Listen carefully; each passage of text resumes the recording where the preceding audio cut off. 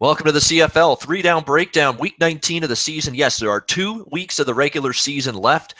It is unbelievable it's gone this quickly, but here we are, the season winding down, the regular season. Of course, we've still got the playoffs coming up in November. We'll be looking forward to that, and we'll be breaking that down as well. We're going right through till after the Grey Cup. I believe the last show is going to be the Tuesday after the Grey Cup. We're going to have like a final season wrap-up show kind of deal, and then that'll be it. We'll say bon voyage, and we'll say adios for CFL and the 3-down breakdown until next June.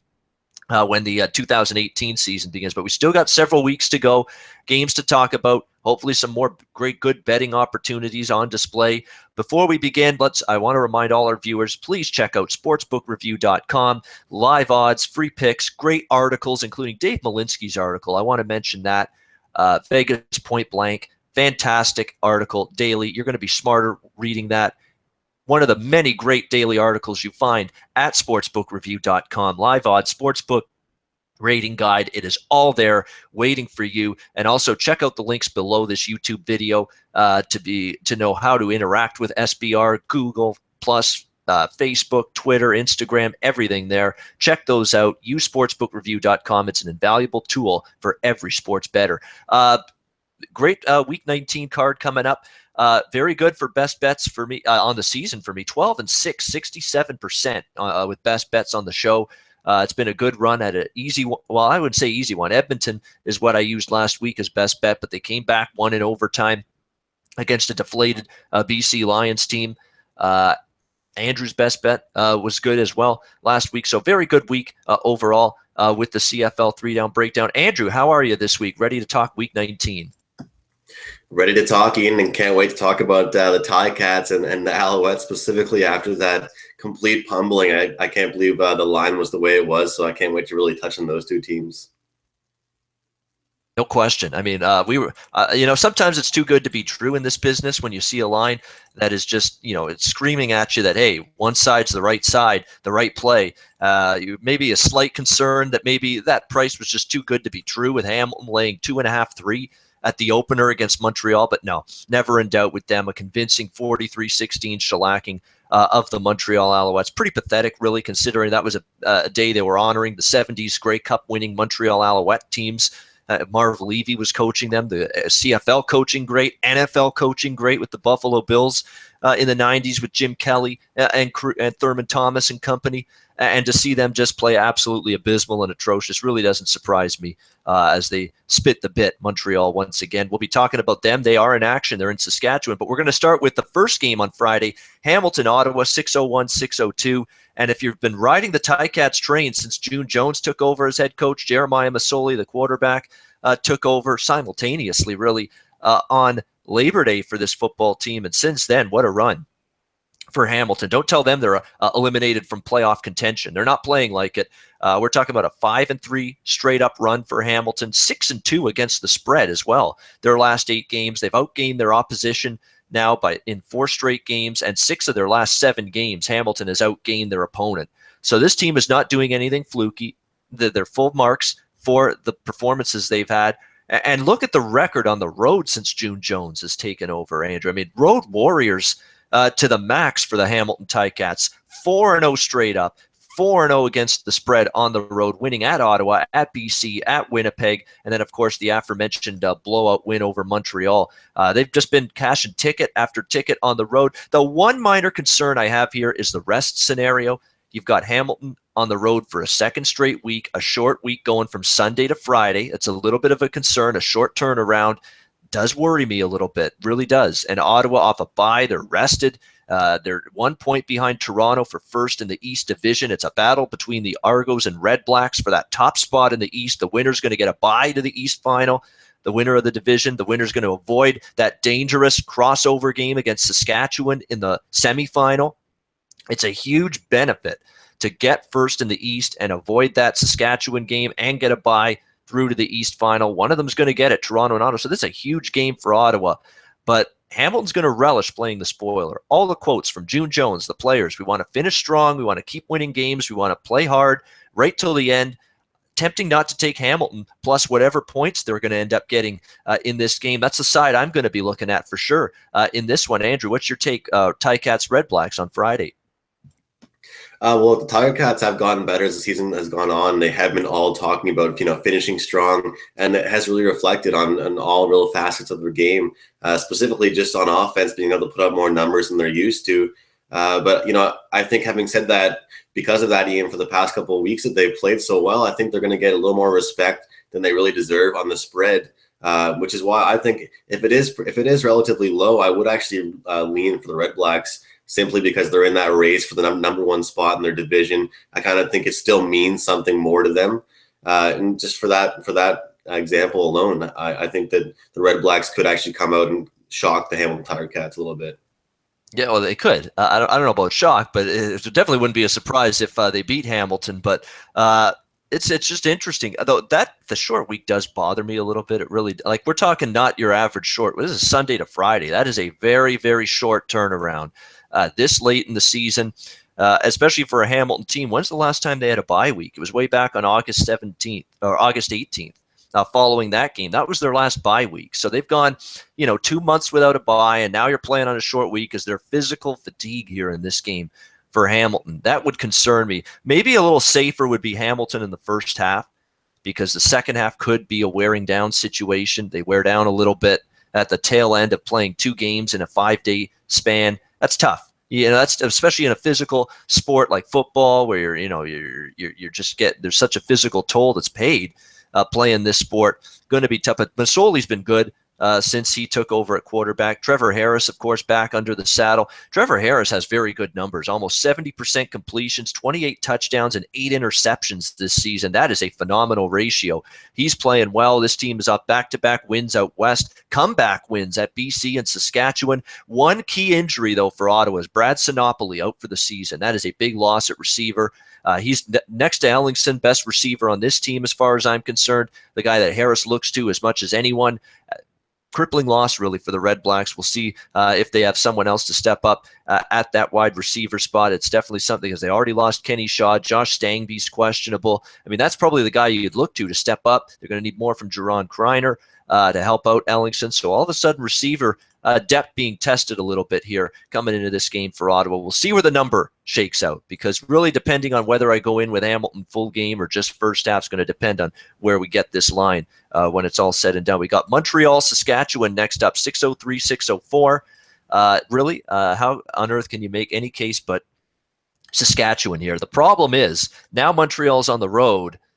And Montreal's in a situation where they're going to be getting a ton of points. I mean, Saskatchewan is going to be laying double digits. It's, there's not going to be that bargain here probably with Montreal. And another problem from taking Saskatchewan here in this game is what's at stake really for the Rough Riders in this game. They clinched their playoff spot last week with BC's loss to Edmonton. Saskatchewan's in. They're going to be the crossover team, the third place team in the East Division. Saskatchewan will be moving over to that spot, facing either Toronto or Ottawa in the East semifinal. They can catch Edmonton for third in the West. Edmonton's 10-6, Saskatchewan's 9-7. So if Saskatchewan wins out, Edmonton loses out. Saskatchewan can leapfrog Edmonton in the standings, but does Saskatchewan really want to do that? I'm not saying they would throw this game or just throw up a clunker and a stinker, but do you really want to go back into the rough gauntlet that is the West Division when you can instead play in the East and play some, let's be honest, some weaker competition from a weaker division? That's been that way this year with the East Division compared to the West. It's been that way in years past with the East compared to the West. And I just don't know if that's going to change anytime soon. So you just got to wonder, where is this psyche for Saskatchewan coming into this game? Do they really maybe, I don't want to say throw the game, but to me, this is not the kind of spot I am crazy about once again fading Montreal. I don't want Montreal. I do not want Montreal. I know that. It is still a one-way bet for me here. Saskatchewan or pass. I just don't know what that mindset or that motivation is for Saskatchewan to win this football game and lessen their chances of staying in the weaker division, the weaker side of the playoff bracket come November. Andrew, what's your take? Very interesting game psychologically to break down, to be honest with you. Ian Cameron, the psychologist over here, telling us they might throw the game. We're not going to put that too official on record, Ian, but I like your take on that. But just heading into this game, I think that there's nothing really where else you can look besides just how shitty Montreal has been. They've been absolute trash. And you and I say this every single week, but this week specifically against Hamilton, we really found out. We both said it was the battle of these two teams that were struggling all year, couldn't really do anything at all. But at least this Hamilton team has gotten better as weeks have gone on. They've improved. Hamilton is just Montreal has just gone nowhere but down. So coming into this game, I think you kind of have a point. I think that it is Rough Riders or nothing, but at the same time, what are the Rough Riders really fighting for? Are they going to be that urgent? The season is kind of winding down. Maybe the Alouettes will pull something out of their hats for this matchup, but I can't really see anything but another blowout loss for the Alouettes. So I wouldn't really mind taking a -10 spread for the Riders, honestly. You know what? If Montreal's defense just hasn't shown so much quit and just so much, I really think this team liked their former defensive coordinator, Noel Thorpe. I don't think they liked the fact that he got relieved of his duties when they made that change with Chapdelaine as well, because this defense, right since that moment when Kavis Reed took over, and I'm not even going to bother ripping him anymore. I've done it enough. You know what I think there.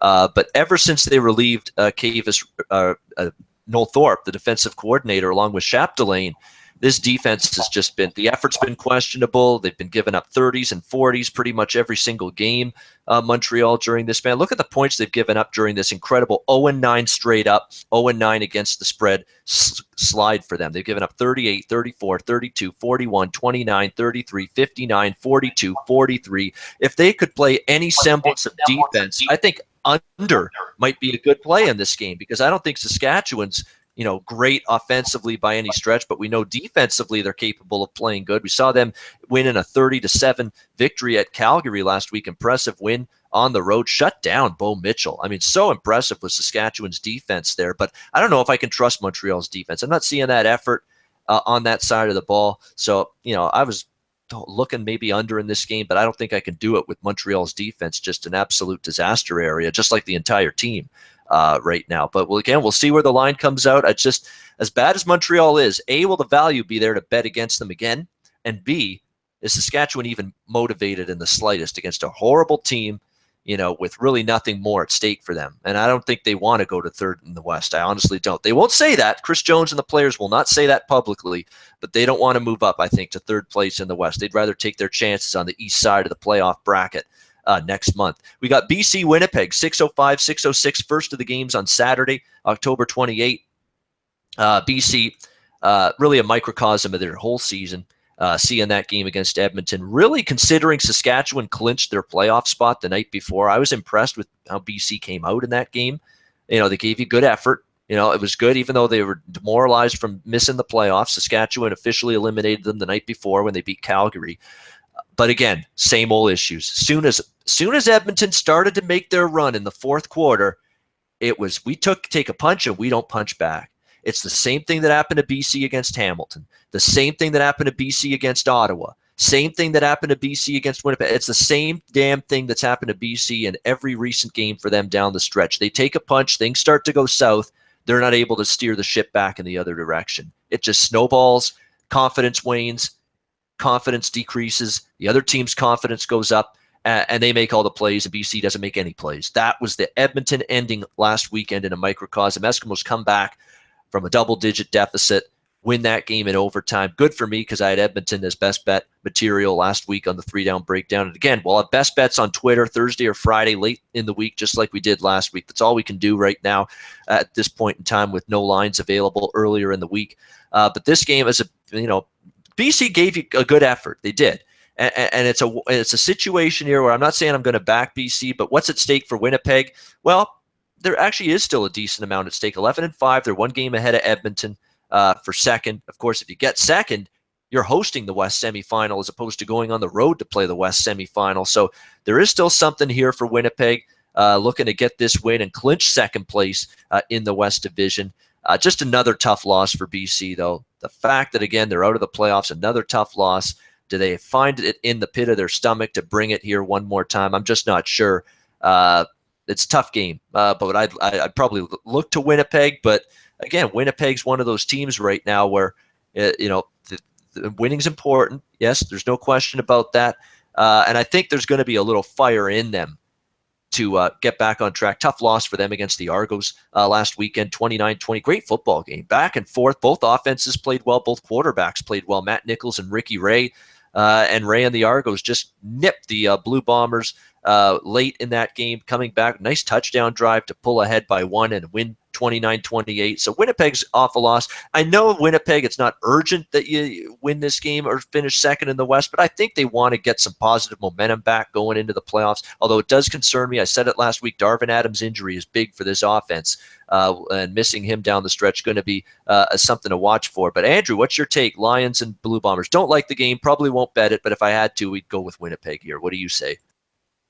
Yeah, I'd say Winnipeg as well. Winnipeg has been one of those teams for me really all season that I can count on for a close game or at least to cover that spread. And, looking at the last week's game, Ian, they were so close against Toronto. It was an excellent football game, like you mentioned. Both quarterbacks played outstanding. And, coming into this week, the BC Lions have been the absolute letdown of the season. They've been absolutely terrible. I felt bad for Jonathan Jennings, at the start of the season, but then it kind of just spiraled on us. So kind of for the Blue Bombers right now, I think there's actually more on the line. I mean, they're trying to compete for that spot in their division, and I think BC they just know that they've kind of gone in the wrong direction. And like you said, they've had a couple of actual bad beats in the past several weeks as well. So to use the phrase that you used, can they find it in the pit of their stomach to actually go out there one more time and put up a fight? We'll have to find out. But I'm on Winnipeg as well. Yeah, I mean, it's you got to be Dr. Fraser Crane, as I always say. We'll get inside the heads of these guys. It's just funny. It's one of those games, again, where if you like BC, take them first half. I mean, it seems to be second half meltdowns time and time again. We've seen it repeatedly as the weeks have gone on. We've seen collapses. We've seen, big leads evaporate. We saw it against Hamilton, Ottawa. You go on down the list. They've had so many during this rough stretch of theirs that. But if they come out with the effort they showed last week against Edmonton when they had a good first half, then maybe you may want to look at them first half here. But still, to me, Winnipeg, I think Winnipeg needs to get right back on track here after the loss against Toronto. They've been very good off a loss this year too, Winnipeg. If they lost 2 games in a row this season, let me go back and check. I don't believe so, or if they have, it's maybe happened one time. But Winnipeg off a loss has been pretty darn good so far this season, and they haven't lost 2 in a row. They have bounced back with a straight-up win off a loss every time this season. So there you go. They're probably going to be looking to nail down second in the West here, get that home playoff game in the West semifinal against, well, it's likely going to be Edmonton that they host in the West semifinal. But yeah, nail down second, get it done, and they should be able to. Jonathan Jennings, disappointing season. I mean, I did not think week 19 we would be sitting here. John Jennings with a 12 touchdown, 15 interception ratio.